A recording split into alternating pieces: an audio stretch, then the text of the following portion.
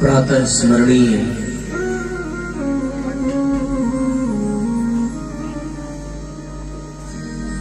परम पूज्य गुरुदेव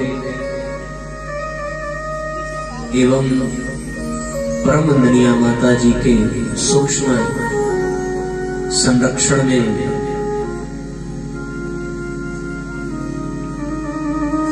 नूतन वर्ष के शुभारंभ पर एवं परम श्रद्धा स्वर्गीय माता जी के पुण्य तिथि पर आज यहां उपस्थित शक्ति स्वरूपा माताओं बहनों, देवतुल्य भाइयों, आत्मीय बंधुओं,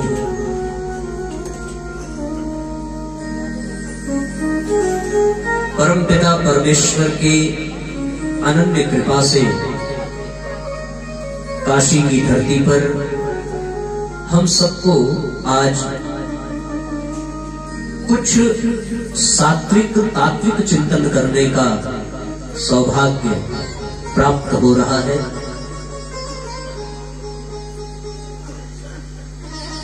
ये अवसर जिसमें हम सभी यहां एकत्रित हैं, ये सौभाग्य भी है और ये संभावना भी है। प्राप्त हो गया तो सौभाग्य, और प्राप्ति का उद्देश्य पूर्ण हो जाए तो संभावना। वैसे ये मनुष्य जीवन भी हम सबके लिए सौभाग्य का विषय है, परमात्मा का सर्वोत्कृष्ट उपहार है। तो केवल सौभाग्य है ऐसी बात नहीं है। जब जीवन में सौभाग्य का उदय हो तो फिर विशेष जिम्मेदारियां बढ़ जाती हैं। व्यक्ति कुछ महत्वपूर्ण उत्तरदायित्व में बंध जाता है। वो सौभाग्य उसके लिए संभावना भी है, और यदि उस सौभाग्य का वो सुनियोजन न कर सका, उस सौभाग्य का वो सदुपयोग न कर सका, तो वो उसके लिए बहुत बड़ी समस्या का कारण भी बन सकता है। उसी प्रकार ये कार्यक्रम जिसमें हम सभी आज एकत्रित हैं, माध्यम कोई भी हो, पर सबके मूल में परमात्मा की ही इच्छा काम करती है। इसे एक श्रद्धांजलि समारोह भी आप कह सकते हैं।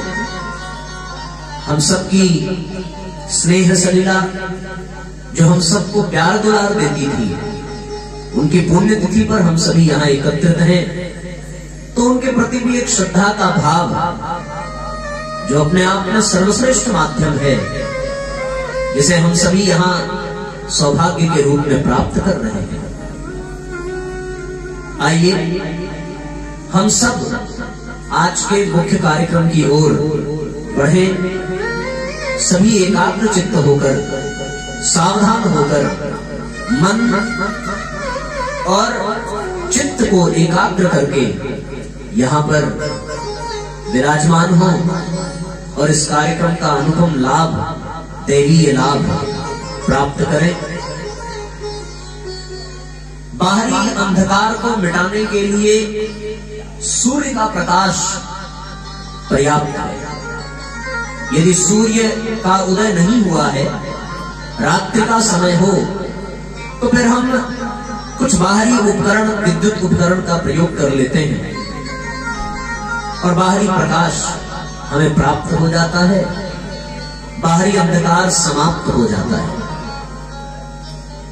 प्रश्न ये है कि बाहर के अंधकार को मिटाने की व्यवस्था तो हम कर लेते हैं, पर जो अंधकार हमारे भीतर विद्यमान है, वो हमारे कुसंस्कारों का, वो हमारी अज्ञानता का, वो हमारे पूर्व प्रारब्धों का, वो आत्मा पर जमे हुए मैल का, उस भीतर के अंधकार को मिटाने के लिए भी किसी प्रकाश की व्यवस्था करनी पड़ेगी।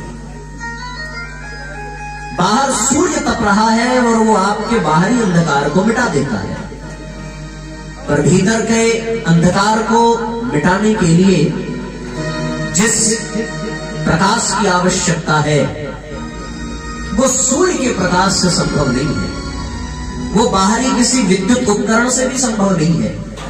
उसके लिए गायत्री मंत्र के देवता सविता का प्रकाश चाहिए, उसके लिए परम पूज्य गुरुदेव द्वारा प्रदत्त ज्ञान का प्रकाश चाहिए, जो हमारे भीतर के अंधकार को मिटा सके, हमारे भीतर के कुसंस्कार को मिटा सके।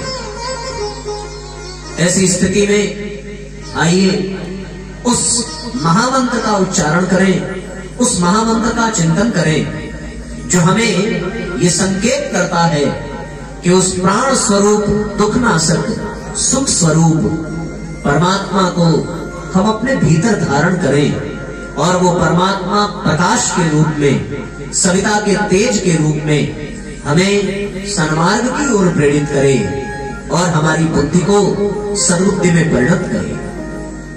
कमर सीधी कर लें, दोनों हाथों को अपनी गोद में रखें और सविता देवता के प्रकाश को अपने भीतर धारण करने की भावना करते हुए अंदर के अज्ञान अंधकार को मिटाने की प्रार्थना करते हुए आइए भावपूर्वक वेद मंत्र, देव मंत्र, गायत्री मंत्र, महामंत्र का सस्वर उच्चारण करें।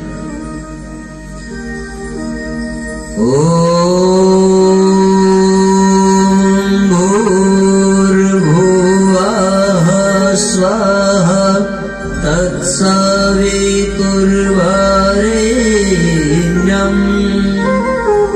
भर्गो देवस्य धीमहि धियो यो नः प्रचोदयात्।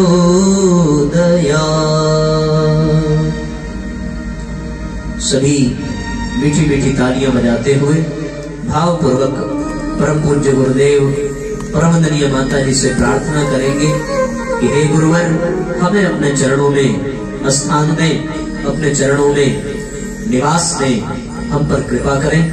आप सब थोड़ा पंक्ति बना करके इधर किनारे बैठ जाएं ताकि बाद में कोई आए तो उसको असुविधा ना हो और आपको भी असुविधा ना हो। अपनी लाइन सीधी बना लें, स्थान इधर वाला भर लें, इधर वाला खाली रखें आने वाले परिजनों के लिए। गुरुवर चरणों में दे दो ठिकाना मुझे, गुरुवर चरणों में दे दो ठिकाना मुझे, गुरुवर चरणों में दे दो ठिकाना मुझे, गुरुवर एक साथ ठिकाना मुझे। मैं भटका हुआ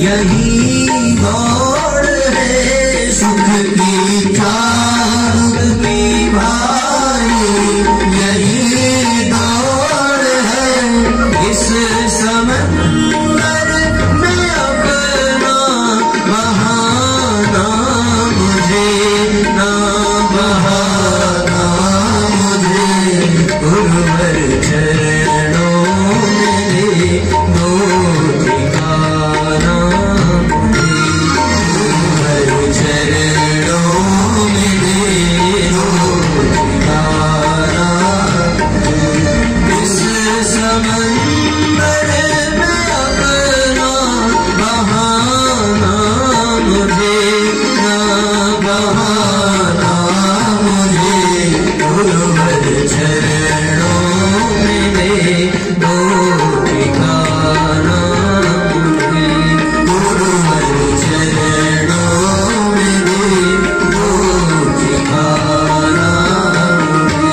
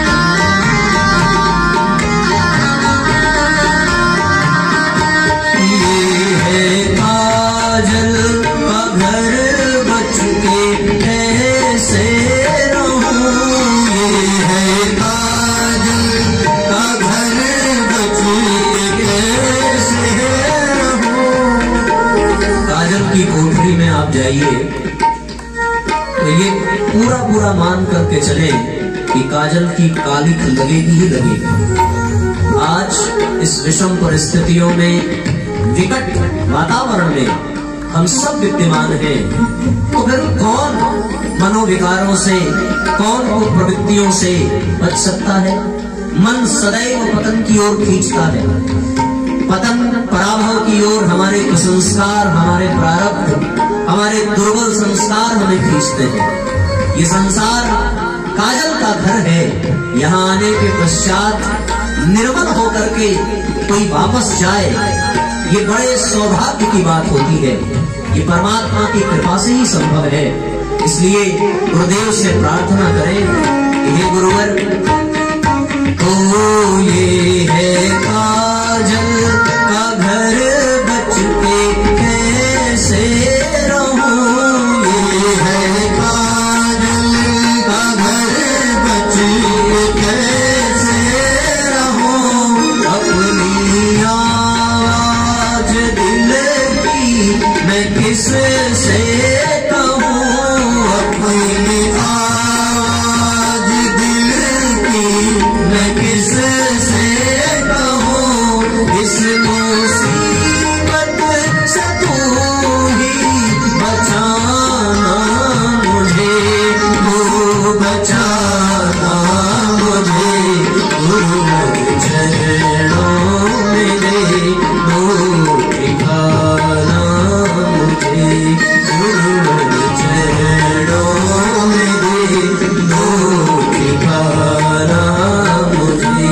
मैं भटका हुआ राह दिखाना मुझे, राह दिखाना मुझे, गुरुवर चरणों में दे दो ठिकाना मुझे, गुरुवर चरणों में दे दो ठिकाना मुझे, गुरुवर चरणों में दे दो ठिकाना मुझे।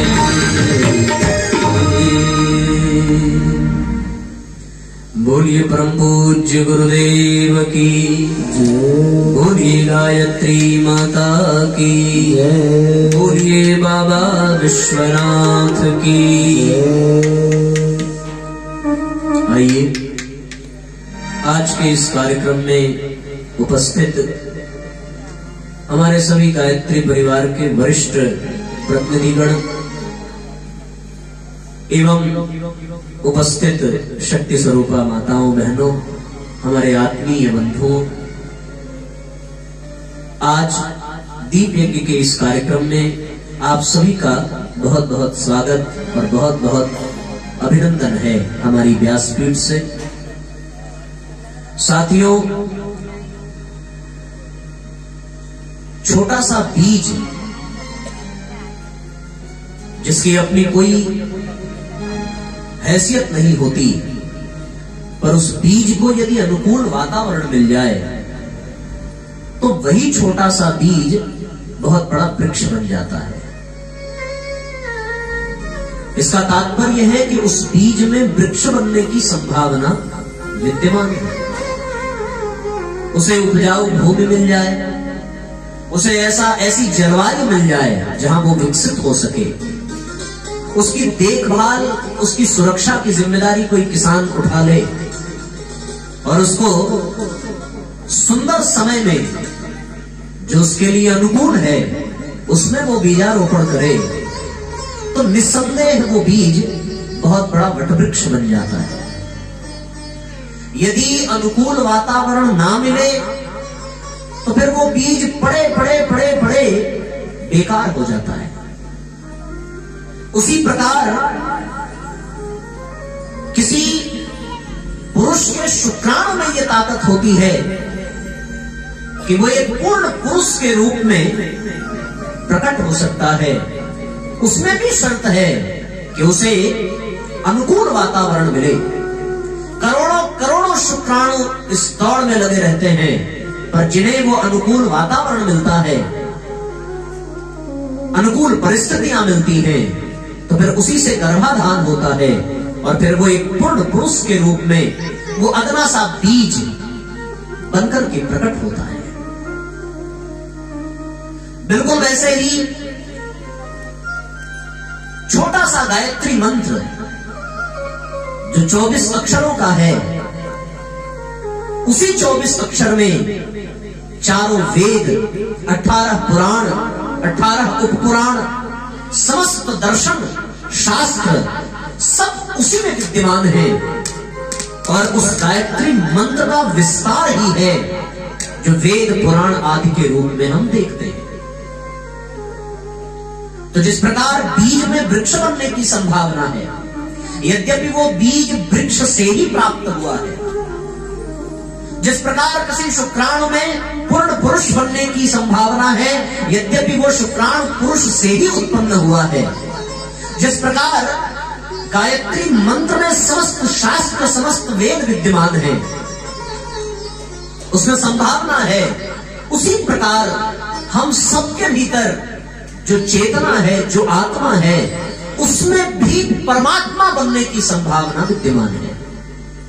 यद्यपि वो परमात्मा से ही अलग होकर के आया है। गोस्वामी तुलसीदास जी ने दर्शन कराया, ईश्वर अंश जीव अविनाशी। ये जीव ईश्वर का ही अंश है, ये आत्मा परमात्मा का ही अंश है। तो फिर उस आत्मा में भी परमात्मा बनने की संभावना विद्यमान है, पर शर्त वही है जो शर्त उस नन्हे से बीज के लिए था, जो शर्त हमने सुना कि अनुकूल वातावरण मिले, उपयुक्त परिस्थितियां मिल जाएं, श्रेष्ठ मार्गदर्शन मिल जाए, कोई सलाहकार, कोई सुरक्षाकार प्राप्त हो जाए, तो निश्चित रूप से इस आत्मा में विद्यमान वो दिव्य संभावना इस आत्मा को परमात्मा में परिणत कर देती है। आज इस भौतिकता के युग में, विज्ञान के युग में भी हम इस बात से इनकार नहीं कर सकते कि आत्मा का अस्तित्व है या नहीं है। ऐसे एक नहीं अनेकों प्रमाण हैं, प्रत्यक्ष भी परोक्ष भी, कि वास्तव में भैया आत्मा होती है, इसमें तो मैं समझता हूं किसी को संदेह नहीं है। अपने भारतीय संस्कृति से जुड़ा हुआ, सनातन धर्म से जुड़ा हुआ यदि कोई व्यक्ति है तो वो इस बात पर पूर्ण आस्था, पूर्ण विश्वास रखता है कि आत्मा का अस्तित्व है। यदि आत्मा न होती तो जीवन संभव न होता। कोई ऐसी सत्ता हमारे भीतर विद्यमान है जिसके कारण ये जीवन है, और वो सत्ता हमें छोड़ करके चली जाए तो ये शरीर बिल्कुल वैसा ही जैसा दिख रहा है, पर इसका कोई महत्व नहीं रह जाता। ये आंखें देखने की शक्ति खो बैठती है, कान है तो स्वस्थ पर उनमें सुनने की क्षमता नहीं रह गई। व्यक्ति का शरीर बिल्कुल यथावत है, पर जैसे ही वो चेतना निकल जाती है, जैसे वो आत्मा निकल जाती है, तो फिर इसी पंचभौतिक शरीर में सड़न पैदा हो जाती है, गलन पैदा हो जाती है। फिर जिसे हम प्यार कर रहे थे, गले लगा रहे थे, चूम रहे थे, चाट रहे थे, अब उसे ही हम घृणा करने लगते हैं, उसी से घृणा लगने लगती है, उसे फिर हम दाह संस्कार उसका करके आते हैं। केवल कारण यही है कि वो आत्मा जो विद्यमान थी वो निकल करके बाहर चली गई, उसने छोड़ दिया। और वो आत्मा है तभी तक ये जीवन है। तो जो आत्मा हमारे भीतर विद्यमान है वो परमात्मा का ही अंश है, और उस आत्मा में ये पूर्ण संभावना है कि वो परमात्मा बन सकती है। पर आवश्यकता है उपयुक्त वातावरण की, एक ऐसे वातावरण की जिसमें उस आत्मा का परिष्कार हो सके, जिसमें उसके ऊपर पड़ गए मैल, कुसंस्कार, प्रारब्ध को धोया जा सके, उसको निर्मल बनाया जा सके। ऐसी कोई परिस्थिति बन जाए, कोई ऐसा मार्गदर्शक प्राप्त हो जाए, कोई ऐसा तंत्र मिल जाए, ऐसा मंत्र मिल जाए, कोई ऐसा ग्रंथ मिल जाए, अथवा कोई ऐसा संत मिल जाए जिसकी कृपा से उस आत्मा में विद्यमान समस्त संभावनाएं साकार हो जाएं और वो आत्मा परमात्मा में परिणत हो जाए। इसलिए साथियों, पेड़ से निकले हुए उस बीज में वृक्ष की समस्त संभावनाएं, समस्त गुण और समस्त विभूतियां विद्यमान हैं। वैसे ही परमात्मा से अलग होने वाली हम सबकी आत्मा में परमात्मा की समस्त विभूतियां, समस्त गुण, समस्त क्षमताएं और समस्त दिव्यता भीतर विद्यमान है। आवश्यकता है उसको विकसित करने की, उसको परिष्कृत करने की। जो श्रेष्ठ वातावरण को प्राप्त कर लेता है, सौभाग्यवश अथवा किसी गुरु के संरक्षण में अथवा भगवान की कोई विशेष कृपा हो जाए, तो फिर वो छोटी सी आत्मा जो अब तक संभावना की तलाश में थी, खोज में थी, अब वो साकार होने लगती है और वो आत्मा परमात्मा में परिणत हो जाती है। हिरण्यकश्यप पुत्र की कामना से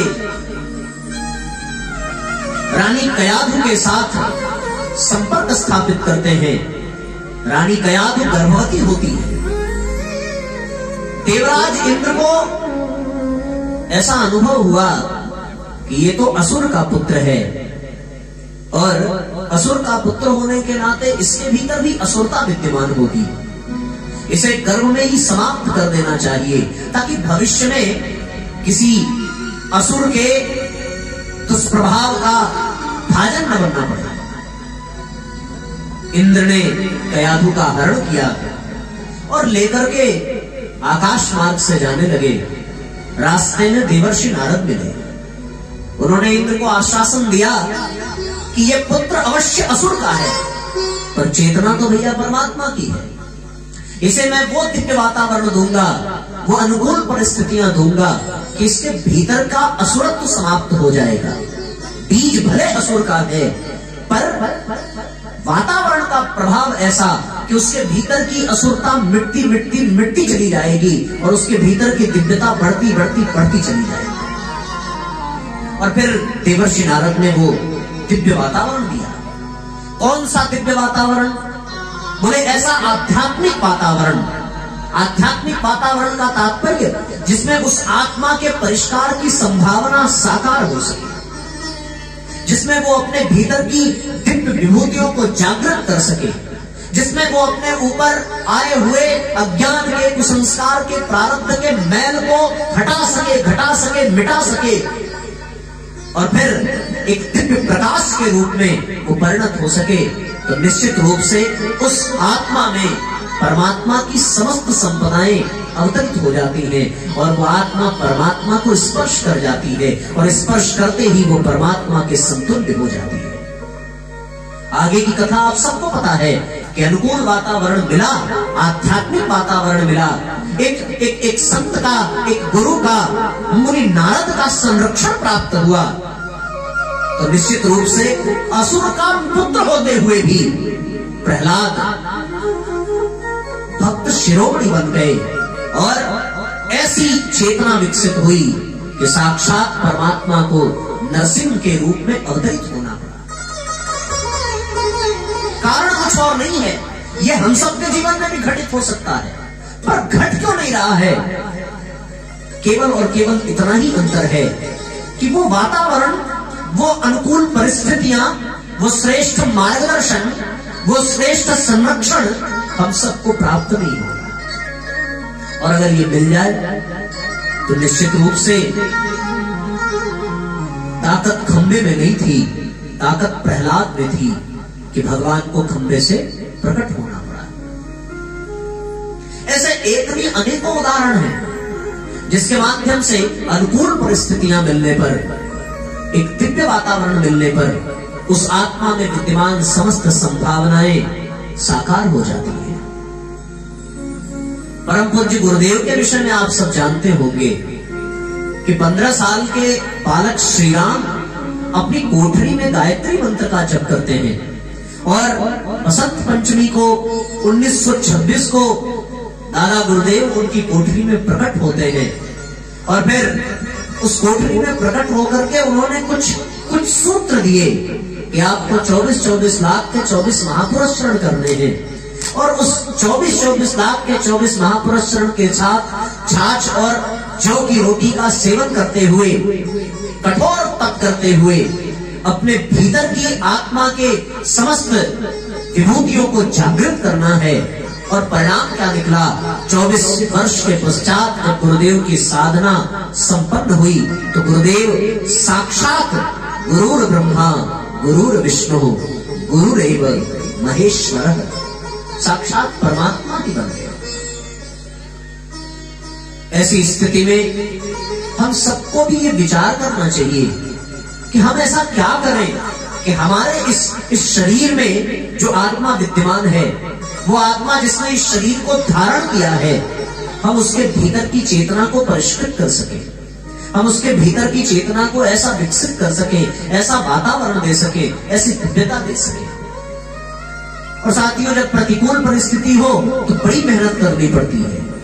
जिस दिशा में नदी बह रही हो उस दिशा में यदि बहना पड़े तो कोई विशेष पुरुषार्थ नहीं करना पड़ेगा, लेकिन विपरीत दिशा में यदि बहना पड़े तो फिर तो बड़ी ताकत लगानी पड़ेगी, बड़ी शक्ति लगानी पड़ेगी, बड़ी ऊर्जा, बड़ी साधना करनी पड़ेगी। विपरीत दिशा में चलने पर ही वो आध्यात्मिक वातावरण मिलेगा, क्योंकि हम जिस प्रवाह में बह रहे हैं वो प्रवाह भौतिकता की ओर ले जा रहा है, वो प्रवाह ईर्ष्या, द्वेष, तृष्णा, वासना की ओर ले जा रहा है, वो मनोविकारों की ओर ले जा रहा है। उस प्रवाह से उलट करके चलना है, उल्टे को उलट करके सीधा कर देने की स्थिति में बड़ी साधना करनी पड़ेगी, बड़ा पुरुषार्थ करना पड़ेगा। आपने देखा है किसी जल को आप छोड़ दीजिए तो वो नीचे गिरने में कोई कठिनाई नहीं है, वो तो गिरता चला जाएगा, बहता चला जाएगा। और यदि उसी जल को आपको ऊपर ले जाना हो तो फिर बिजली की व्यवस्था करनी पड़ेगी, पंप की व्यवस्था करनी पड़ेगी, पाइप की व्यवस्था करनी पड़ेगी, बड़ी ताकत लगेगी, तब वो जल नीचे से ऊपर की ओर जाएगा। क्यों? क्योंकि उसके प्रवाह के विपरीत उसको ले जाना है। उसी प्रकार मनुष्य योनि में जो ऊर्जा है वो ब्रह्मरंध्र से मूलाधार चक्र की ओर जननेंद्रियों के माध्यम से, जिह्वा इंद्रिय के माध्यम से नीचे की ओर जा रही है, और इसकी दिशा को बदल देना है, इसे ऊर्ध्वगामी करना है, इसे सहस्त्रार तक ले जाना है, इसे उस परमात्मा तक पहुंचाना है तो कुछ विशेष करना पड़ेगा, कुछ विशेष पुरुषार्थ करना पड़ेगा, कोई विशेष व्यवस्था बनानी पड़ेगी। फिर जिस वातावरण में हम हैं, इस वातावरण से बाहर निकलना पड़ेगा, अपना एक नया वातावरण बनाना पड़ेगा, अपनी एक नए आध्यात्मिक रूपरेखा बनानी पड़ेगी, तब जाकर के बात बनेगी। और उस आध्यात्मिक वातावरण में हमें किसी का संरक्षण प्राप्त करना पड़ेगा, तब जाकर के हमारी ये दिव्य चेतना परम चेतना में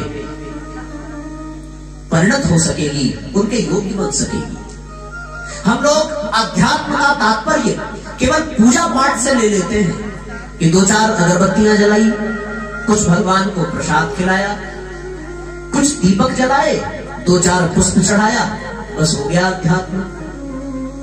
भला ये अध्यात्म है क्या? सच्चा अध्यात्म तो ये नहीं हो सकता।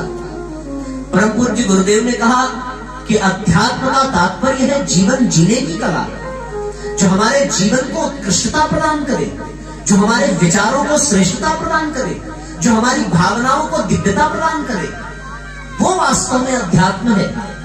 हम अपने दृष्टिकोण में न परिवर्तन करें, केवल अगरबत्तियां ही सुलगाते रहे, तो क्या हमारा उत्थान हो सकेगा? हम अपने चिंतन को परिष्कृत न करें, केवल दीपक ही जलाते रहे, तो क्या जीवन में प्रकाश आ सकेगा?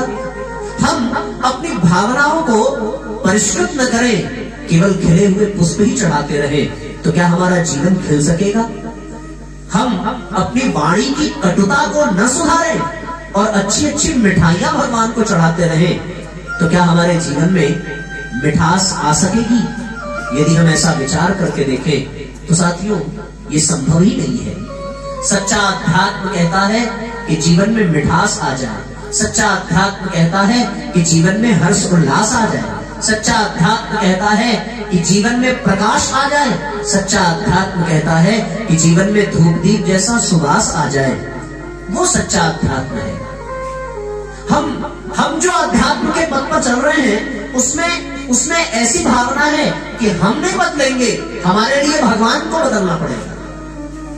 हम भगवान को बदलने का प्रयास कर रहे हैं, हम अपने जीवन में परिवर्तन नहीं लाना चाहते, हम तो भगवान को ही बदल देना चाहते हैं। भगवान को ही जताना चाहते हैं कि प्रभु आप ऐसा कर दो, प्रभु ऐसा कर देना, हमें इसकी आवश्यकता है। भगवान बदल नहीं सकता। अध्यात्म का तात्पर्य दूसरे को बदलना नहीं है, अध्यात्म का तात्पर्य स्वयं को बदलना है। जो स्वयं को बदलता है वही आध्यात्मिक वातावरण में जीवन जीने के योग्य है। इसलिए हमें सच्चे अध्यात्म को पहचानने की आवश्यकता है। जिस दिन सच्चा अध्यात्म समझ में आ गया, उस दिन साथियों हम अपने आत्मा के भीतर विद्यमान समस्त संभावनाओं को जाज्वल्यमान कर पाएंगे और हम परमात्मा के योग्य बन पाएंगे, सुपात्र बन पाएंगे। हम भगवान को अपने अनुसार बनाना चाहते हैं, बल्कि अध्यात्म ये कहता है कि हमें अपने आप को परमात्मा के अनुसार बनना चाहिए। और जीवन में जब अध्यात्म आ जाएगा तो हमारा जीवन पवित्रता से, श्रेष्ठता से परिपूर्ण हो जाएगा। बहुत लोकप्रिय गीत है, बड़ा प्यारा गीत है, हम लोग कई बार गाते हैं, आपने भी सुना होगा, हमने आंगन नहीं बुहारा कैसे आएंगे भगवान। तो फिर हम अगर अपने भीतर के मन को, अपनी आत्मा को परिष्कृत नहीं करेंगे, तो क्या हम परमात्मा के योग्य बन सकेंगे? क्या हम सुपात्र बन सकेंगे? बिल्कुल नहीं बन सकते। आइए गीत की कुछ पंक्तियां दोहराते हैं कि हमारे कसाय कलमस समाप्त हो और हम सच्चे अध्यात्म के सिद्धांतों को आत्मसात करके आगे बढ़ सके, ऐसा कुछ प्रयास करेंगे। वो हमने आंगन नहीं बुहारा कैसे आएंगे भगवान, कैसे आएंगे भगवान। हमने आंगन नहीं बुहारा, हमने आंगन नहीं बुहारा कैसे आएंगे भगवान, कैसे आएंगे भगवान, कैसे आएंगे भगवान, कैसे आएंगे भगवान।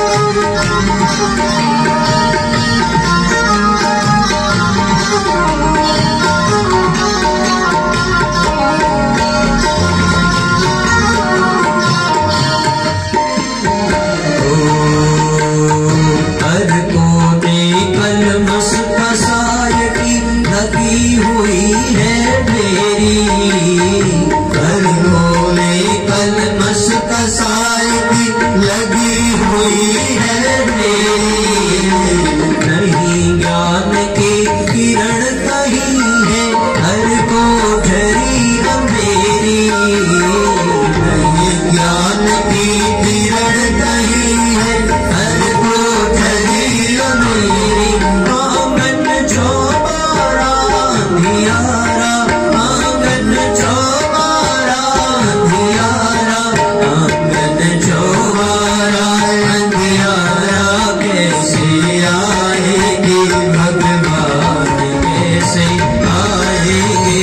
दोनों हाथों पर उठा करके एक साथ तालियां बजाइए। नहीं बुहारा आंगन नहीं बुहारा, कैसे आएंगे भगवान, कैसे आएंगे भगवान। मन का मैल नहीं धोया तो मन का मैल नहीं धोया तो कैसे आएंगे भगवान, कैसे आएंगे भगवान।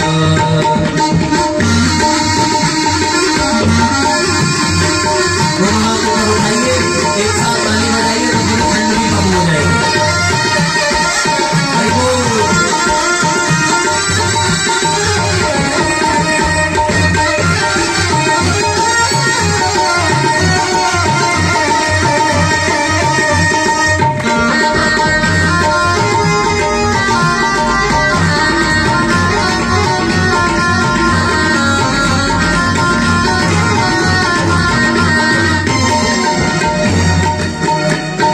हृदय हमारा पिघल न पाया जब देखा दुखियारा। हृदय हमारा पिघल न पाया जब देखा दुखियारा। किसी पंथ भोले ने हमसे पाया नहीं सहारा। किसी पंथ भोले ने हमसे पाया नहीं सहारा।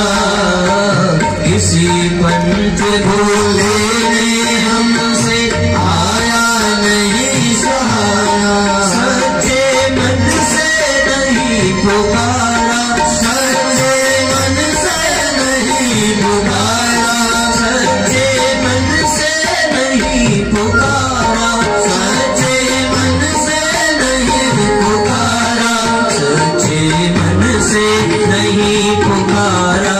कैसे आएंगे भगवान, कैसे आएंगे भगवान। आंगन नहीं बुहारा, हमने आंगन नहीं बुहारा। कैसे आएंगे भगवान, कैसे आएंगे भगवान।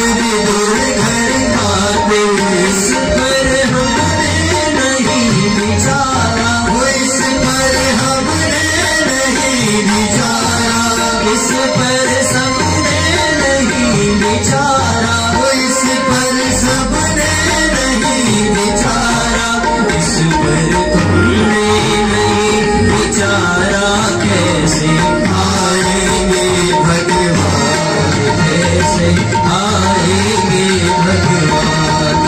नहीं आंगन नहीं बुहारा, आंगन नहीं बुहारा, कैसे आएंगे भगवान, कैसे आएंगे भगवान, कैसे आएंगे भगवान, कैसे आएंगे भगवान।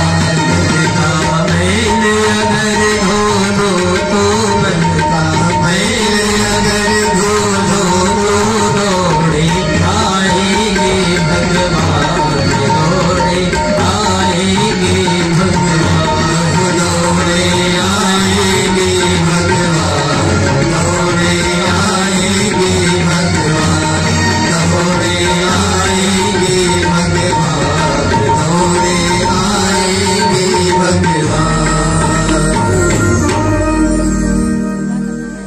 बोलिए परम पूज्य गुरुदेव की जय। बोलिए गायत्री माता की जय।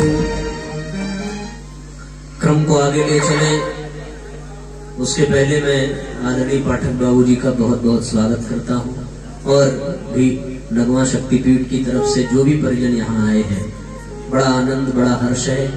और हमारे गार्ड साहब को विशेष धन्यवाद, ऐसा सहयोग, बड़े दिन बाद मुलाकात हो रही है, आशीर्वाद मिला, बहुत आनंद है। तो साथियों अपने विषय की ओर चले, इसकी चर्चा हम लोग कर रहे थे। आप लोग बताओ जो हम चर्चा कर रहे हैं समझ में आ रही है बात ना, स्पष्ट हो रहा है? कुछ ऐसा तो नहीं है कि नहीं समझ में आ रहा? बड़ी सीधी सी और बड़ी सरल सी बात है। मैं एक बार समराइज कर दूं। हम लोग बात ये कर रहे थे कि जैसे बीज में वृक्ष की संभावना है, जैसे शुक्राणु में पूर्ण पुरुष बनने की संभावना है, उसी तरह आत्मा में परमात्मा बनने की संभावना है। शर्त केवल है बीज को अनुकूल वातावरण मिल जाए तो वो वृक्ष बन जाता है, उपयुक्त गर्भाधान हो जाए तो फिर संतान की प्राप्ति होती है। उसी प्रकार यदि आत्मा को अध्यात्म का वातावरण मिल जाए तो वो परमात्मा में परिणत हो सकता है। उस आध्यात्मिक वातावरण को प्राप्त करने के लिए क्या करना पड़ेगा, ये हम लोगों को चिंतन करने की आवश्यकता है। शास्त्र ये कहता है कि जीव जब मां के गर्भ में आता है तो 3 महीने के पश्चात उसके ज्ञान चक्षु जागृत हो जाते हैं, और वो कोई शरीर नहीं है, अभी उसे पंच तत्वों की प्राप्ति नहीं हुई, अभी तो केवल वो जीवात्मा है, और उस जीवात्मा में केवल मन बुद्धि चित्त और अहंकार है। अभी उसके पास न पंच तत्व है, न पंच तन्मात्रा है, ना ही पंच कर्मेंद्रियां हैं, न ज्ञानेंद्रियां हैं, अभी कुछ भी नहीं है।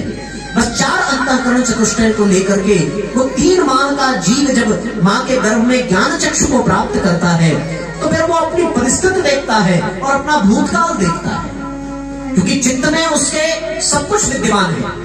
और जैसे ही वो विद्यमान है उसे याद आता है कि मैं पूर्व जन्म में ये था, मैं पूर्व जन्म में ऐसा था, और मैंने उस जन्म में ये संकल्प लिया था कि ऐसे कर्म करूंगा, ऐसे व्यवहार करूंगा, ऐसी साधना करूंगा कि फिर से इस आवागमन के चक्कर में पड़ना न पड़े, फिर से मां के गर्भ में न आना पड़े। पर आज हाय रे मेरी किस्मत कि मैं उस संकल्प को भूल गया, परमात्मा को दिए गए आश्वासन को भूल बैठा, और आज फिर से मां के गर्भ में मलमूत्र के बीच पड़ा हूं। ऐसी स्थिति फिर से आई है, और वो परमात्मा से फिर से व्याकुल होकर, आतुर होकर के पुकार करता है। शास्त्र कहता है कि पुकार करते करते करते करते 6 महीने बीत जाते हैं, और वो जीवात्मा अब पंच तत्वों को भी पा जाती है, पंच कर्मेंद्रियां भी मिल जाती हैं, पंच ज्ञानेंद्रियां भी मिल जाती हैं, पंच तन्मात्राएं भी मिल जाती हैं, और उसको प्राप्त करने के पश्चात वो विकल हो जाता है, एकदम व्याकुल हो जाता है, और करुण पुकार करता है भगवान से कि हे परमपिता, हे परमेश्वर, मैं कब संसारी बन गया, मुझे याद ही नहीं आया, मैं कब पतन के मार्ग पर चल पड़ा, मुझे समझ ही नहीं आया, मैं कब अपने प्रारब्ध, अपने कुसंस्कारों के वशीभूत हो गया, मैंने अपने संकल्प भुला दिए और मैं विकल्प की तलाश में निकला, और आज मेरी यह दशा हुई कि मैं फिर से उस परम कष्ट को पा रहा हूं जो मां के गर्भ में सिमटा हुआ हूं। अब की बार मुझे इस नरक से उद्धार करिए, ताकि मैं फिर से वो पुरुषार्थ कर सकूं और फिर से ये प्रयास करूं कि मुझे दोबारा इस आवागमन के चक्कर में न पड़ना पड़े और मेरी आत्मा इतनी परिष्कृत, इतनी दिव्य हो जाए कि मुझे परमात्मा का सतत सामिप्य और संरक्षण प्राप्त हो जाए। ऐसा को प्रार्थना करो। एक सुंदर कवि ने बड़ा प्यारा इसको एक कविता के माध्यम से समझाया है। ओ मैं कब बना संसारी मुझे होश ना था। तर्ज भले फिल्मी गीत का है, पर गीत के जो भाव है वो बड़े मार्मिक हैं। आप इसको समझ करके देखिए। और यह प्रत्येक जीव की अपनी भावना है, प्रत्येक जीव के अपने विचार हैं। जब जब वो मां के गर्भ में आया होगा तब तब उसने ये पुकार की होगी। मैं कब बना संसारी मुझे होश ना था। वो मेरा निर्मल निर्मल मन था, कोई दोष ना था। मेरा निर्मल एक साथ और गीत के भाव मैं कब बना संसारी मुझे होश ना था। मैं कब बना संसारी मुझे होश ना था। मेरा निर्मल निर्मल मन था, कोई दोष ना था। मेरा निर्मल निर्मल मन था, कोई दोष ना था।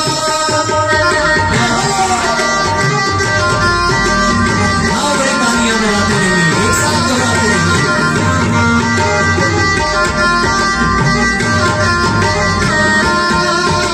हर जीव की कामना है, अनुभव करिए, भगवान से प्रार्थना करिए।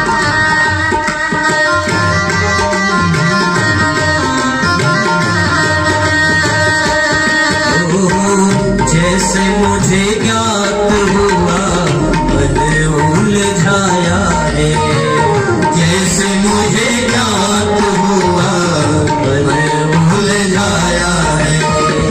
माया ने कैसा कैसा रंग दिखाया है। माया ने कैसा कैसा रंग दिखाया है। परम पिता का कभी ध्यान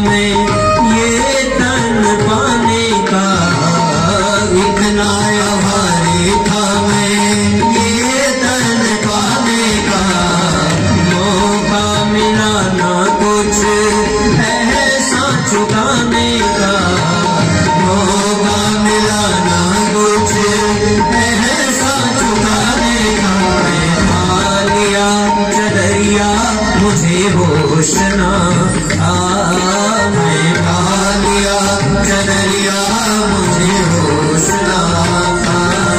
मेरा निर्मल निर्मल मन था वही हौसला, मेरा निर्मल निर्मल मन था यही हौसला। तू बना संसारी मुझे होश ना था, तू बना संसारी मुझे होश ना था। मेरा निर्मल निर्मल मन था वही हौसला, मेरा निर्मल निर्मल मन था वही हौसला। मेरा निर्मल निर्मल मन था वही हौसला था, वही हौसला था, वही हौसला था। बोलिए परमपिता परमेश्वर की। थोड़ी जोरदार जय घोष करो भाई, ठंड बढ़ रही है, शाम हो रही है। दोनों हाथ ऊपर उठाइए और मुट्ठी बंद करिए, अपने फेफड़े में श्वास भरिए और अब जोरदार जय घोष करिएगा, ठीक है ना। बोलिए परम पूज्य गुरुदेव की। अभी थोड़ी और गुंजाइश है। बोलिए बाबा विश्वनाथ की। नमः पार्वती पतये।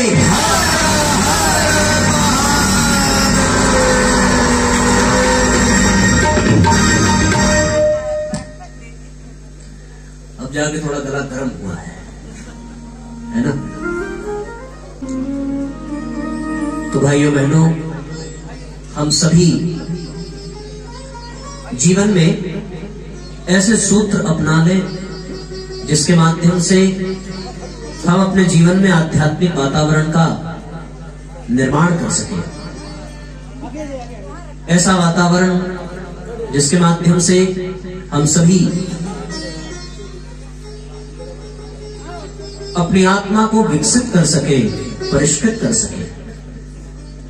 परम पूज्य गुरुदेव ने आध्यात्मिक वातावरण के लिए 3 सूत्र प्रदान किए और वो 3 सूत्र श्रीमद् पावन प्रज्ञा पुराण में गुरुदेव बताते हैं कि जीवन को विकसित करने के लिए, परिष्कृत करने के लिए,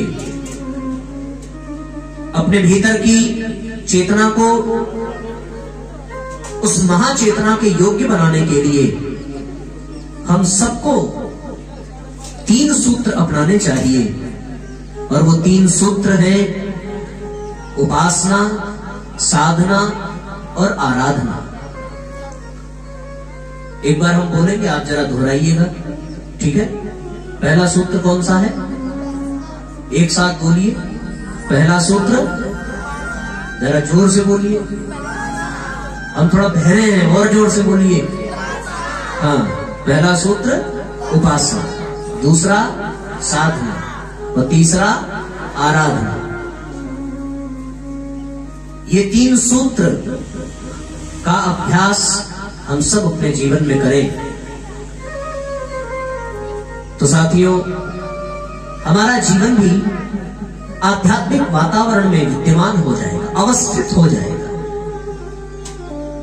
हम भले इस धरती पर कहीं भी विचरण कर रहे हो, पर हमारी मनोभूमि सदैव आध्यात्मिकता का अनुभव करेगी। होता है ना कि हम तन से यहां हैं, पर हमारा मन हो सकता है यहां ना हो, क्योंकि 5 बजने जा रहा है, किसी के घर दूध वाला आता होगा, किसी के बच्चे ट्यूशन से लौट करके आते होंगे।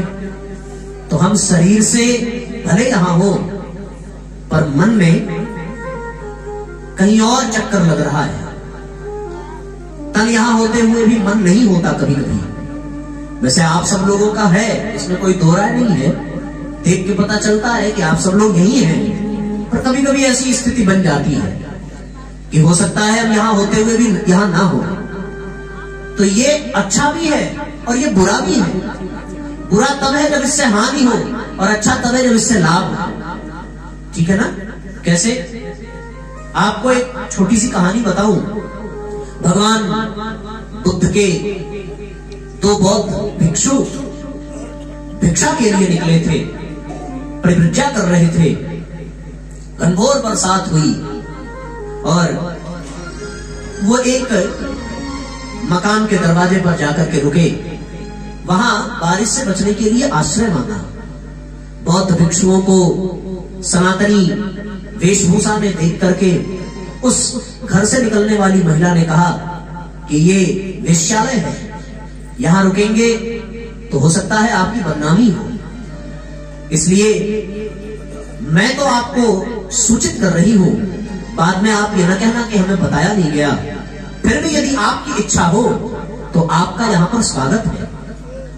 दोनों बौद्ध भिक्षु आपस में चर्चा करने लगे। एक ने कहा बारिश से बचना आवश्यक है, एक ने कहा कि बचना है तो कहीं और आश्रय पालेंगे। पर आसपास कोई ऐसा ठौर ठिकाना नहीं था, बहुत दूर कहीं कोई ठिकाना रहा हो। एक ने कहा कि यदि मेरे भीतर पवित्रता है, मेरे भीतर संयम है, तो इस स्थान पर होते हुए भी हम सदैव पवित्र ही बने रहेंगे। और यदि हम कमजोर हैं तो हम इसके अतिरिक्त कहीं भी रहें, वहीं पर हमारा पतन हो सकता है। पर उसके दूसरे साथी को यह बात जमी नहीं।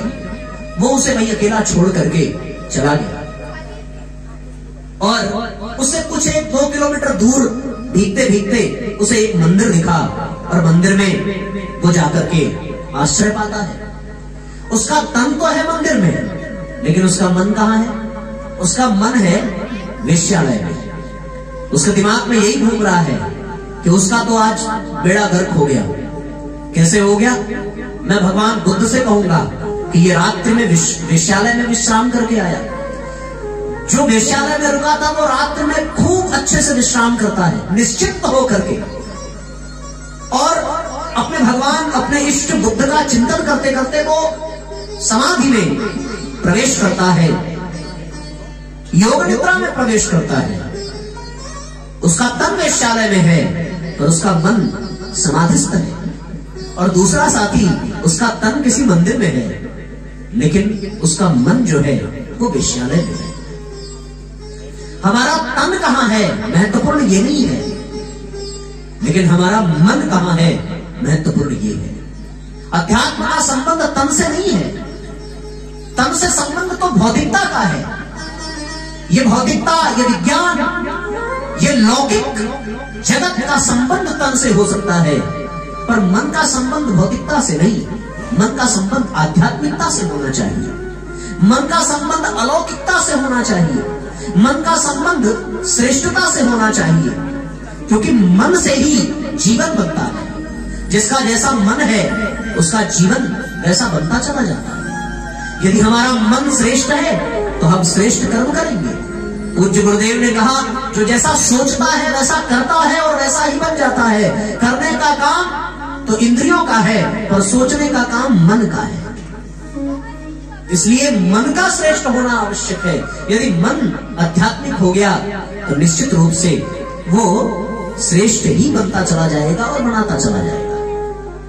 तो अपने आत्मा को सुविकसित करने के लिए, दिव्यता प्रदान करने के लिए आध्यात्मिक वातावरण को अंगीकार करना पड़ेगा, अथवा हमें आध्यात्मिक वातावरण में अवस्थित होना पड़ेगा। और हमें आध्यात्मिक वातावरण में अवस्थित होने का तात्पर्य हमारे तन का किसी मंदिर में जाना नहीं, हमारे तन का किसी तीर्थ में जाना नहीं, हमारे तन का किसी आश्रम में जाना नहीं, हमारे तन का किसी संत के चरण में जाना नहीं, बल्कि हमारा तन कहीं भी हो पर हमारा मन अपने गुरु के चरण में होना चाहिए, हमारा मन किसी आश्रम में होना चाहिए, हमारा मन किसी संत के सानिध्य में होना चाहिए, तब जाकर के बात बनेगी। शारीरिक दृष्टि से परम पूज्य गुरुदेव के साथ बहुत लोग रहे, किसी ने उनके पांव दबाए, किसी ने उनके कपड़े धुले होंगे, किसी ने उनको स्पर्श किया होगा, किसी ने उनसे बात की होगी, ऐसा किया होगा, लेकिन सच्चा शिष्यत्व तो उन्हें प्राप्त हुआ जिन्होंने तन से नहीं मन से गुरु का वर्ण किया, जिनके मन में गुरुदेव विराजमान हो गए, जिनके हृदय में गुरुदेव विराजमान हो गए।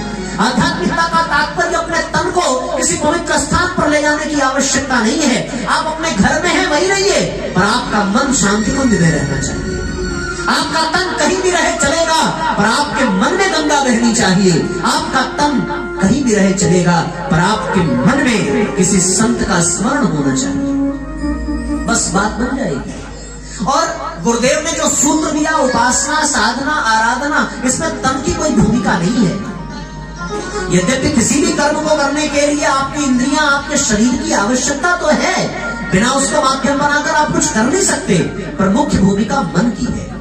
हम सबको उपासना में अपने मन को लगाना है, न कि अपने तन को लगाना है।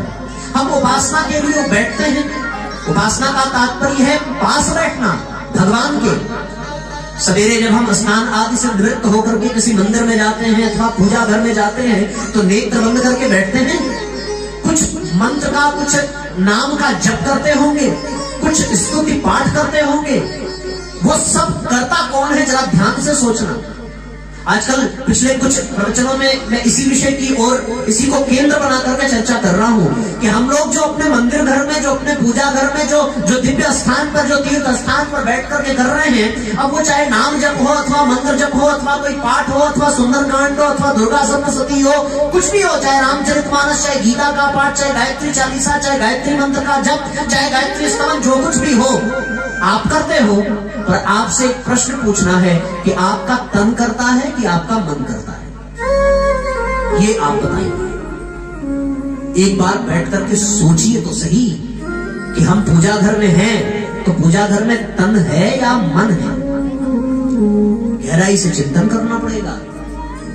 अच्छा, आज तक ध्यान नहीं दिया तो अब कल जरा ध्यान देना कि जब आप पूजा घर में थे तो आपका मन कहां था। सवेरे कर रहे होंगे,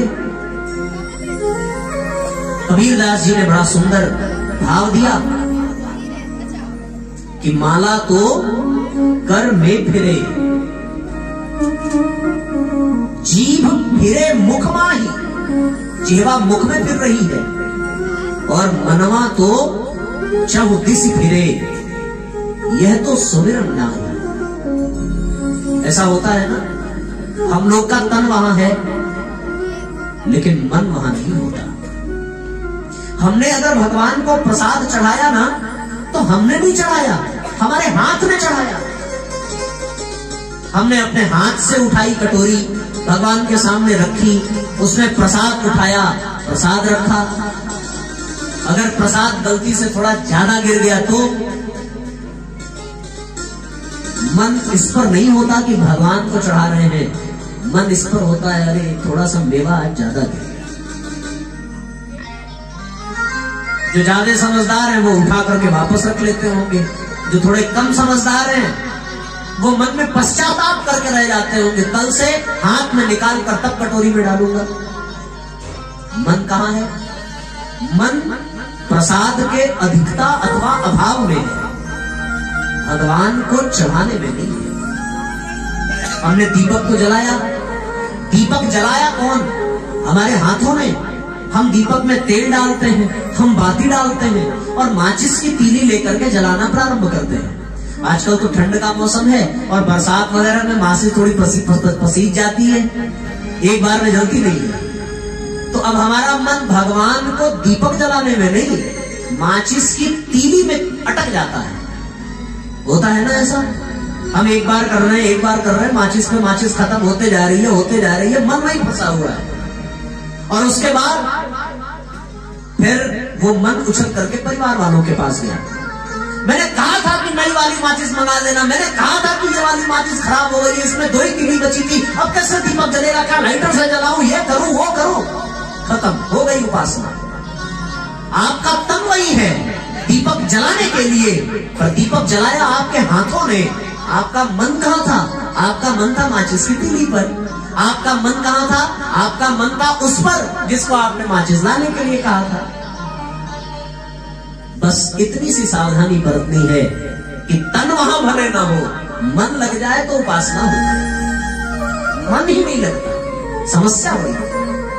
हम फूल चढ़ाते हैं, होता है ना, फूल चढ़ाते हैं तो फूल आजकल मैं अभी एक जगह कार्यक्रम कराने गया था, तो उन्होंने फूल चढ़ाने की पद्धति हमसे पूछी। जैसे आप देखो ये फूल है, हम मंदिर में गए तो इसको अगर ऐसे चढ़ाया तो ये वाला हिस्सा भगवान की तरफ गया, ये वाला हिस्सा हमारी तरफ गया। तो वो हमसे पूछने लगे कि भैया चढ़ाना कैसे, ये वाला भगवान की तरफ रहेगा या ये वाला भगवान की तरफ रहेगा। हमने उससे कहा भगवान एक बात ध्यान रखो, ये किसकी तरफ रहेगा कोई बात नहीं, ये किसकी तरफ रहेगा कोई बात नहीं, पर ये जब आप चढ़ा रहे हो तो आपका मन जरूर भगवान की तरफ होना चाहिए। इससे भगवान को कोई मतलब नहीं है, भगवान को आपका मन चाहिए, फूल नहीं चाहिए। जो सारी दुनिया को खिलखिलाहट प्रदान कर रहा हो, जिसने इस पुष्प में रंग भरे हो, उसे इस पुष्प की आवश्यकता है क्या? वो तो चाहता है कि इस फूल को चढ़ाने के माध्यम से तुम्हारा मन उसमें लग जाए, और एक बार मन लग गया तो बस उपासना सिद्ध हो जाएगी। गोपियां ये नहीं देखती कि फूल कौन सा चढ़ाएं, वो ये देखती हैं कि कन्हैया के ऊपर कौन सा फूल अच्छा लगता है। जो लड्डू गोपाल को रखते होंगे वो ध्यान देते होंगे कि कुछ हो चाहे ना हो पर मोर का पंख होना चाहिए, क्योंकि वो भगवान को रास आ रहा है। इसका मतलब भगवान में मन लग रहा है, फूल में नहीं। हमारा उद्देश्य, उपासना कहती है फूल में मत लग जाओ कि आज ये वाला चढ़ा दिया, दुकान पे गए, दुकान वाले ने कहा भैया ये गजरा तो 40 रुपए का। अरे बाप रे 40 रुपए का? नहीं नहीं नहीं, ये तो नहीं लेंगे, कोई सस्ता वाला है क्या? और उसके बाद जब पहुंच गए तो इसको ले जाकर के फ्रिज में रख दिया, और फ्रिज में से निकाल करके दो दो फूल ताकि 10-15 दिन ये 40 रुपए में हो जाए। मन कहां था? मन अटका पैसे में, मन अटका फूल में। काश की मन अटक गया होता भगवान के चरण कमल में, तो कभी फूल चढ़ाने की जरूरत न पड़ती, कभी प्रसाद चढ़ाने की जरूरत न पड़ती। अखंड ज्योति के लेख में परम पूज्य गुरुदेव ने एक बड़ा सुंदर लेख दिया है कि व्यक्ति को उपासना करनी है तो वो मानसिक उपासना करे। अब पदार्थों से परमात्मा को मतलब नहीं है, उस पदार्थ में जो प्रेरणा छिपी हुई है भगवान उससे मतलब रखता है। हम दीप यज्ञ में अभी देखेंगे कि हम जो पूजन करते हैं, पंचोपचार पूजन, उसमें जो 5 चीजें चढ़ाई जाती है उसके पीछे की प्रेरणा दीप यज्ञ में बताई गई है कि पुष्प चढ़ा रहे हैं। इसका तात्पर्य है कि जैसे पुष्प खिला हुआ है, जैसे पुष्प मुस्कुरा रहा है, हमारे जीवन में वैसा उल्लास होना चाहिए, वैसी मुस्कुराहट होनी चाहिए। अगर चेहरे पर खीज है, चिंता है, क्रोध है, टेंशन है, स्ट्रेस है, तो फिर फूल चढ़ाने का कोई मतलब नहीं। खिला हुआ फूल देखकर जैसे मन मगन हो जाता है, वैसे कोई हमें देख करके मस्त हो जाए तो फूल चढ़ाना सार्थक हो जाता है। आपने दीपक जलाया तो दीपक जलाने का तात्पर्य ये नहीं कि भगवान के घर में अंधकार था और हमने प्रकाश पैदा कर दिया। अरे भैया, जो सूर्य और चंद्रमा को भी प्रकाशित कर रहा है उसे हम क्या प्रकाश प्रदान करेंगे? वो दीपक इसलिए जलाया कि हे प्रभु, आपके चरणों में ये दीपक जला रहा हूं, हमारे भी भीतर कोई ऐसा ज्ञान का दीपक जल जाए कि भीतर का अंधकार मिट जाए। और यदि हमारे भीतर अज्ञान का अंधकार बना रहा, कुसंस्कारों की अंधेरी राख पड़ी रही, तो फिर परमात्मा के मंदिर में जलाने वाला दीपक हमें कोई लाभ प्रदान करने वाला नहीं है। अभी कुछ देर पहले कहा था कि हम जो मिष्ठान चढ़ा रहे हैं वो भगवान को उसकी आवश्यकता नहीं है, वो तो इसलिए चढ़ाना है ये मिष्ठान चढ़ाते हुए ये याद रखना कि हमारी वाणी में भी मिठास होना चाहिए। कर्कशता रही तो तुम पूरा राष्ट्र उठा करके चढ़ा दो, भगवान कोई फर्क नहीं पड़ने वाला। इसलिए भैया, उपासना का तात्पर्य है मन को उसमें लगा देना। किसी भक्त ने पूछा होगा कृष्ण से कि प्रभु आपको क्या चाहिए?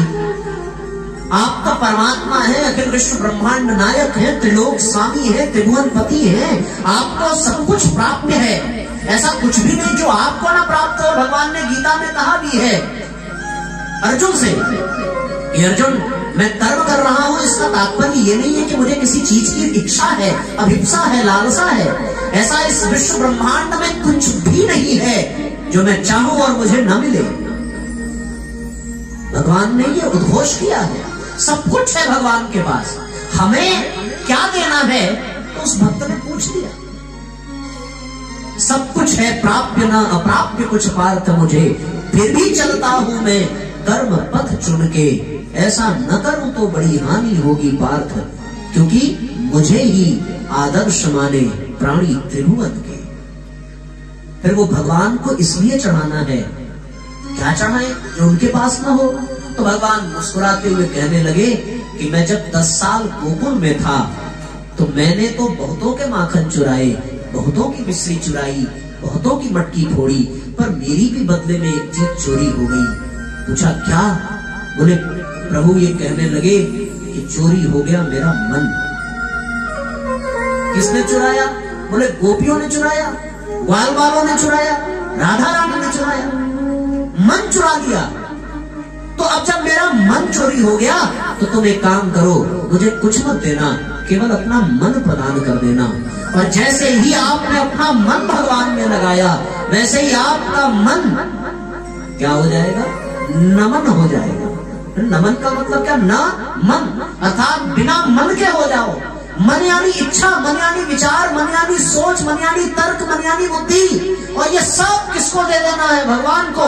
फिर उनकी इच्छा, उनकी सोच, उनकी विचार, उनके ही अनुसार जीवन चलेगा। ये मन प्रदान करने की पद्धति है। आपने नमन किया तो आप हो गए बिना मन के, और जब भगवान आपके मन को ले लेता है तो उस मन को वो सुमन में बदल देता है, और आपका नमन किया हुआ मन सुमन में परिवर्तित हो जाता है। बस यही है उपासना। गायत्री मंत्र की कितनी संख्या का आपने जप किया, इससे भगवान को कोई मतलब नहीं है। आप 10 मिनट में 20 माला सटका लो, कोई आवश्यकता नहीं भगवान को।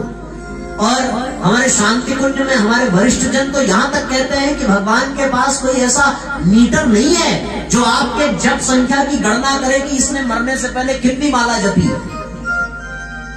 ऐसा भगवान के पास कोई नापने का यंत्र नहीं है।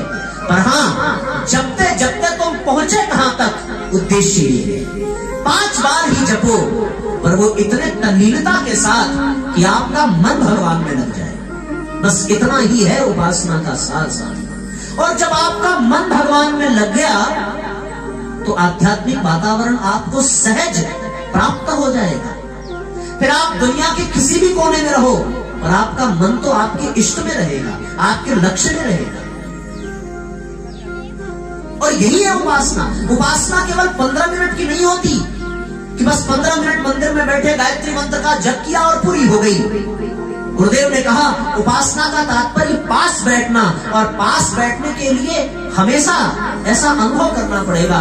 फिर आपके जितने भी क्रियाकलाप होंगे, जितनी भी दिनचर्या होगी, उन सब में आपको परमात्मा का निकटस्थ होकर के अनुभव करना है। आपको कुछ पद्धति बता दूं। आप भोजन करने जाओ, हम लोग भोजन कैसे करते हैं? अब देखो, उपासना भोजन में कैसे मिल सकती है, परमात्मा का सानिध्य भोजन में कैसे मिल सकता है, आप इस पे चिंतन करें। हम अगर भोजन करने बैठते हैं तो कैसे भोजन करते हैं? भोजन की थाली सामने है, निवाला मुंह में जा रहा है, और या तो सामने टीवी चल रही है, या तो हम मोबाइल से बात कर रहे हैं, ठीक ना, या तो फिर हम अपने पास बैठे हुए किसी व्यक्ति से बात कर रहे हैं। कर्म क्या है? मुख्य रूप से भोजन करना, पर ध्यान कहाँ है? भोजन पे नहीं है, ठीक ना। अब आप ऐसे भोजन करके देखना कि जब आप भोजन करने बैठो और भोजन की थाली आपके सामने आ जाए तो स्थिर होकर के एक स्थान पर पहले पालथी मारकर बैठ जाना, और जब आप बैठ जाएं तो भोजन की थाली में क्या क्या परोसा गया है उस आहार को आप ध्यान पूर्वक देखिए, और अपने मन में अपने भगवान को स्मरण करिए। कोई भी हो, डजंट मैटर कि आपका आदर्श कृष्ण है या राम है या परम पूज्य गुरुदेव है अथवा मां दुर्गा है अथवा भगवान शिव है। यह समस्या भगवान की है ही नहीं, क्योंकि भगवान तो एक ही है। अंतर हमारे रुचि में है, हमारी जिज्ञासा में, हमारी प्रवृत्ति में है। जो थोड़ा नौजवान है उसको कृष्ण याद आते होंगे, जो अगर थोड़ा बुजुर्ग हो गया उसको राम याद आते होंगे। बस ये अपनी अपनी, जिसके भीतर वात्सल्य की भूख है वो माँ दुर्गा की पूजा करेगा, माँ गायत्री की पूजा करेगा। तो अपने अनुसार इष्ट कोई भी हो, पर जब भोजन की थाली हो तो आप अपने मन में अपने परमात्मा से बात करना प्रारंभ करो कि प्रभु आज भोजन में सामने ये है, आप बताओ क्या खाओगे। करके देखना, 1-2 दिन बाद अंदर से आवाज आएगी कि मुझे ये वाला चाहिए। आपके अंदर बैठा हुआ वो ईश्वर आपको संकेत करेगा, और जो कहे कि ये वाला चाहिए तो तुम उसे ही उठाओ और गायत्री मंत्र पढ़ के पहले उसे ही अपने इष्ट को भोजन कराओ। खाना तुम्हें ही है, पर मन कहाँ होना चाहिए कि हम अपने भीतर बैठे हुए परमात्मा को भोग लगा रहे हैं। बस हो गई उपासना।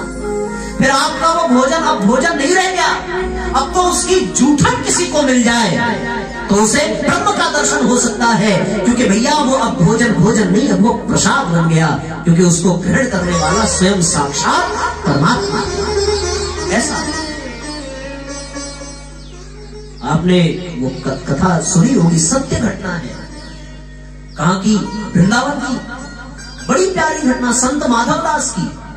उनका एक बड़ा अच्छा संकल्प था कि वो भोजन वही करते थे जो वहां संत भोजन करके अपनी थाली में छोड़ देते थे।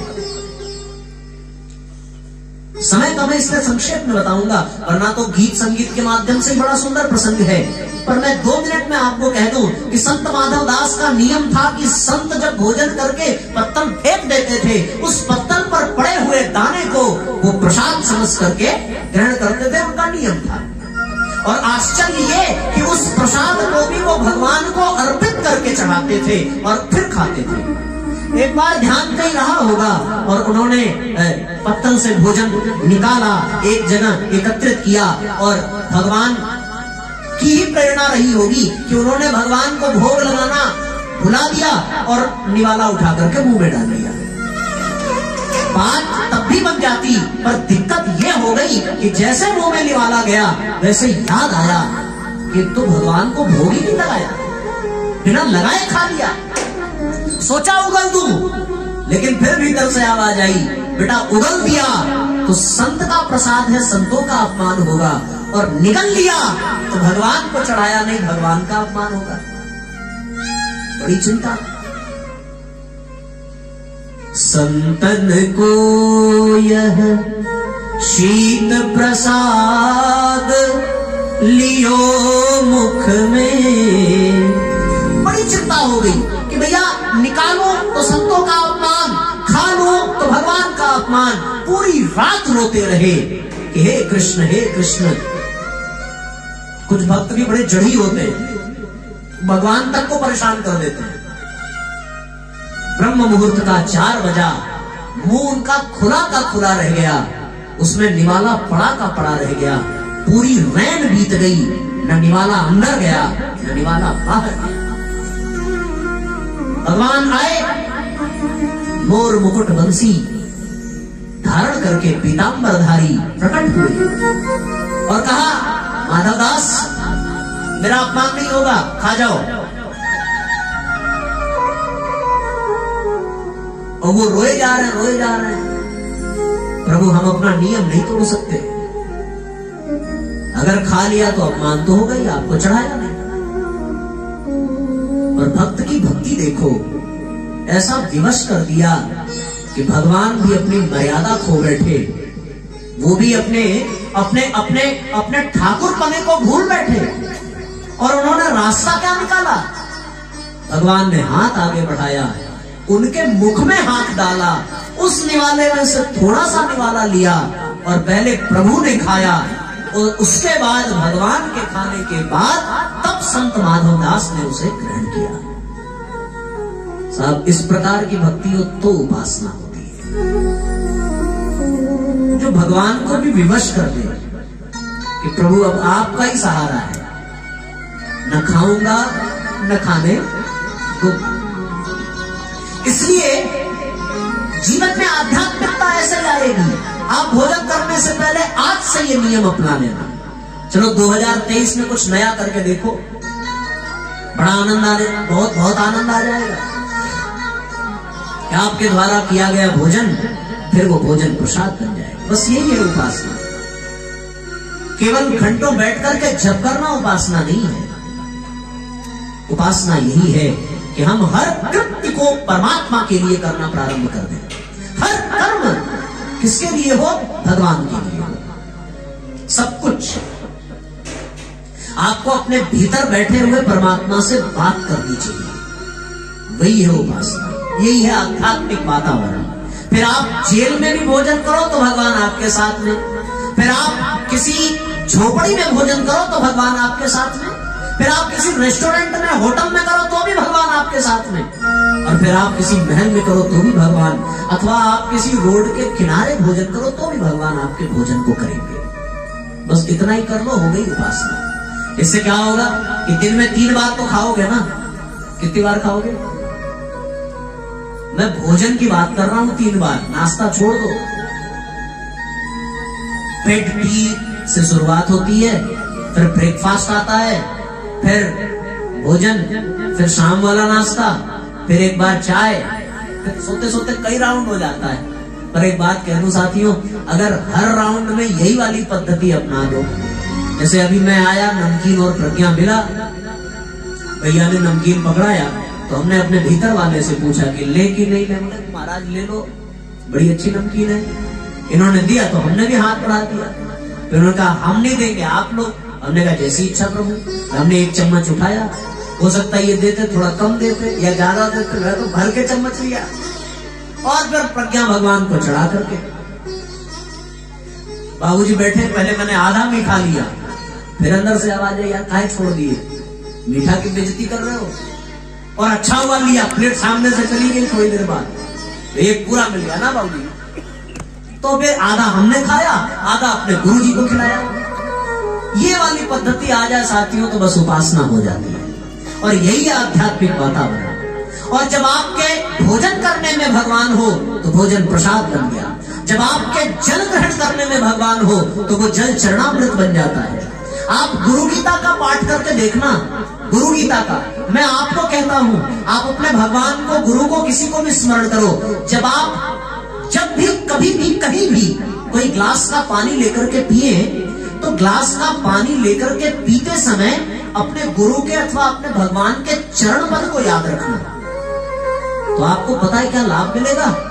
पानी भले आपके ग्लास में हो पर आपका मन भगवान के चरण में है तो वो जो जल है ना वो चरणामृत बन जाएगा। गुरु गीता के संभवतः 5वें अथवा 6वें अध्याय में बड़ा सुंदर श्रद्धे ने उदाहरण दिया है कि केवल पानी पीते समय भगवान को याद मत करो। अरे सवेरे स्नान करते समय जब पहला लोटे का जल अपने ऊपर डालो तो उस समय भी अपने परमात्मा के चरण को याद रखो।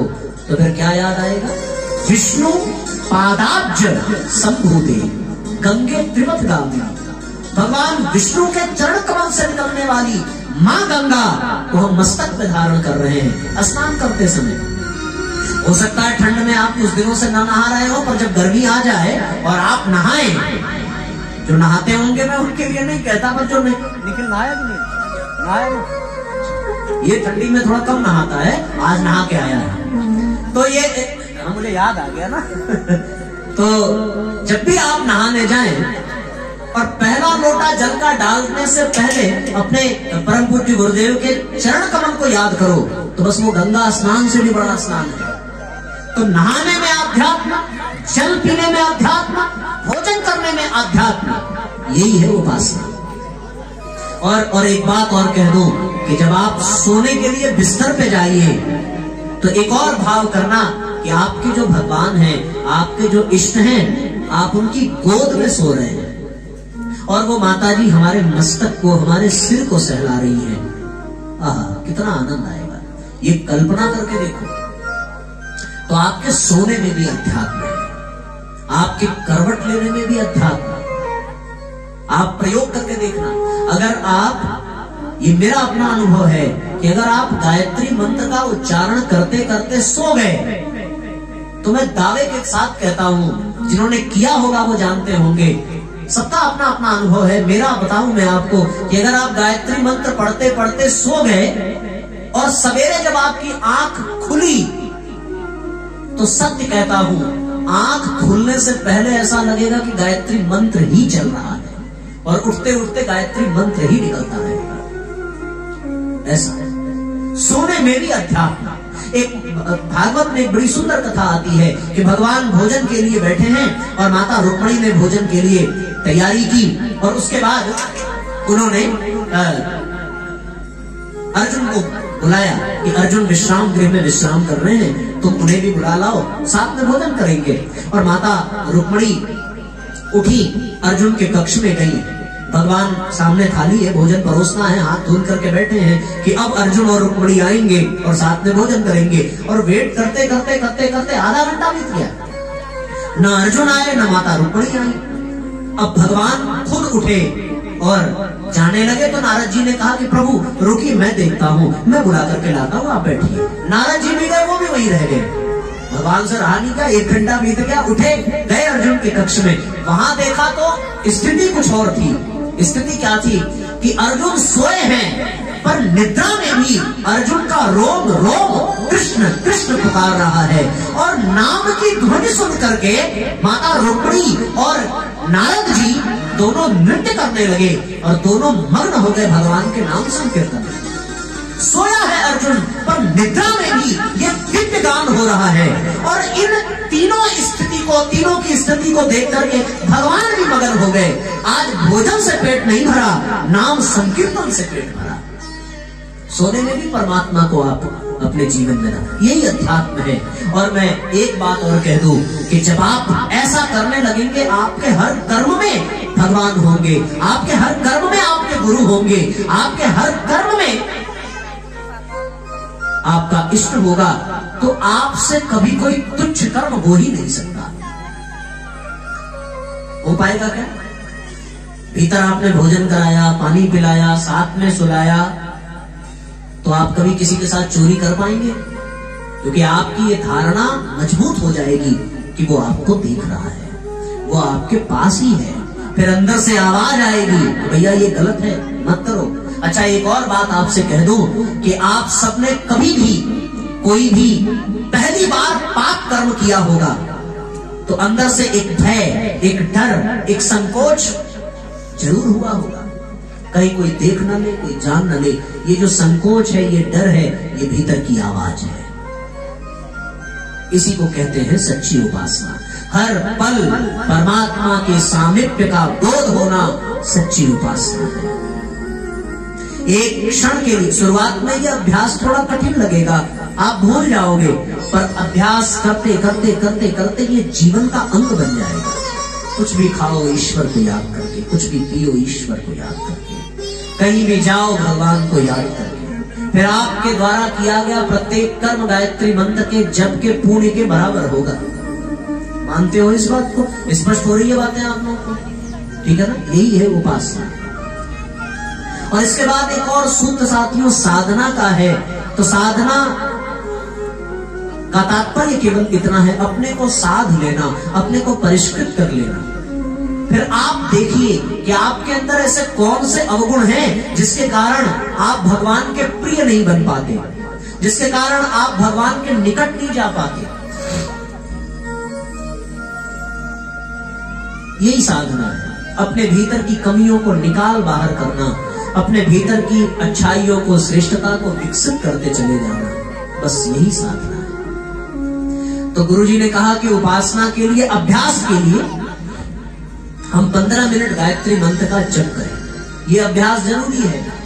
अभी आप बोलोगे साहब आपने तो कहा कि भोजन के समय याद कर लो, पानी पीने के समय याद कर लो, सोने के समय याद कर लो, नहाने के समय याद कर लो, बस हो गई उपासना। फिर ये 15 मिनट जप करने का क्या लोचा है?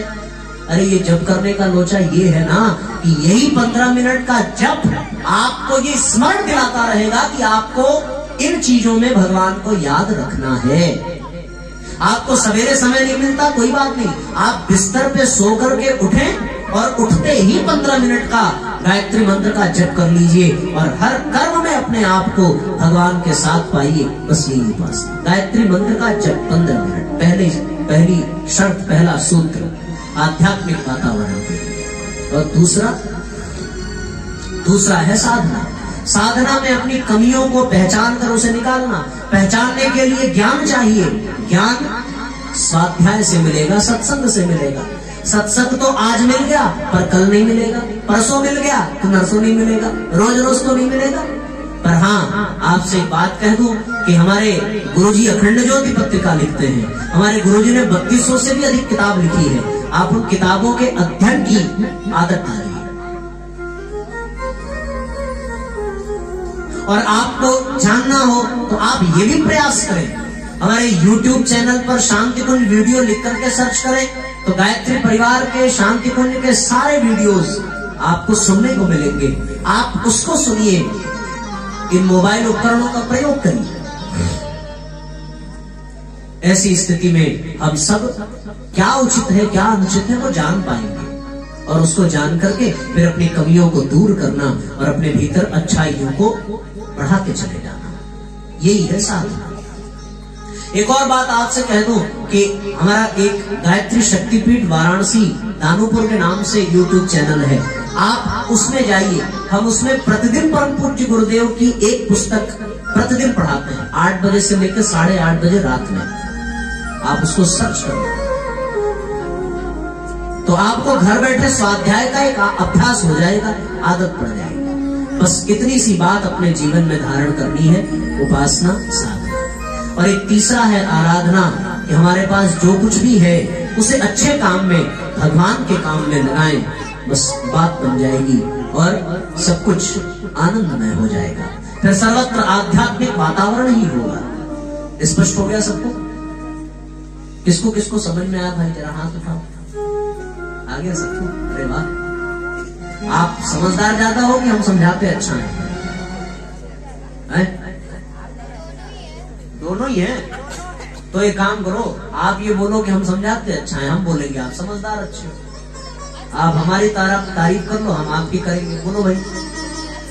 अरे बेटा तुम समझदार बहुत हो। तो हम लोगों की जोड़ी बहुत अच्छी, हम सबकी। आप समझदार, हम समझाते अच्छा है। तो ये बात समझ में आ गई कि हम अपने आत्मा को परिष्कृत करें, क्योंकि आत्मा में समस्त संभावनाएं विद्यमान है जो परमात्मा तक पहुंचाती हैं। और उस आत्मा को श्रेष्ठता की ओर ले जाने के लिए आध्यात्मिक वातावरण चाहिए। आध्यात्मिक वातावरण के लिए उपासना, साधना, आराधना होनी चाहिए। और उपासना का तात्पर्य हर कर्म, हर कृत्य में परमात्मा के सामीप्य का बोध हो। और साधना का तात्पर्य अपने भीतर की कमियों को, कुप्रवृत्तियों को निकाल कर अपने को परिष्कृत करते रहना। आराधना का तात्पर्य आपके पास जो कुछ भी श्रेष्ठ है उसे भगवान के काम में लगा देना। बस इतनी सी काम कर लो, आध्यात्मिक वातावरण प्राप्त होगा और आपका नवनिर्माण होगा और आपकी आत्मा परिष्कृत होगी। और 2023 बीतते बीतते बीतते बीतते हो सकता है कि आप ये अनुभव कर सकें कि आपके भीतर अब परिष्कार हो रहा है, आपके भीतर कुछ परिवर्तन हो रहा है। आप जहाँ थे वहां से अब ऊपर उठ रहे हैं। आपकी यात्रा अध्यात्म की आगे बढ़ रही है। आप अपने जीवन यात्रा, जीवन लक्ष्य की ओर बढ़ रहे हैं। आप परमात्मा भगवान के निकट हो रहे हैं। ऐसी अनंत शुभकामनाएं आपको देते हुए आइए हम सब दीप यज्ञ की ओर चलेंगे। कोई पति पत्नी मुख्य यजमान के रूप में यहाँ आ जाएं और उनसे कुछ संक्षिप्त कर्मकांड संपन्न करा करके हम फिर क्रम को आगे ले चलेंगे।